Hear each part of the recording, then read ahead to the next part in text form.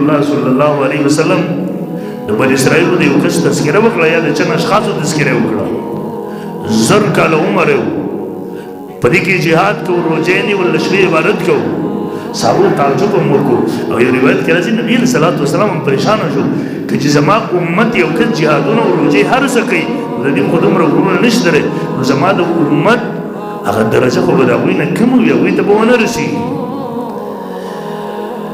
رسول الله صلی الله علیه وسلم تذکره ولبئس من الصلاة في سبيل الله 1000 شهر فعجب المسلمون من ذلك فنزل إنا أنزلناه في ليلة القدر الله د سورۃ نازل کړ د امت الله شپه قدر وکړه چې ستا امت به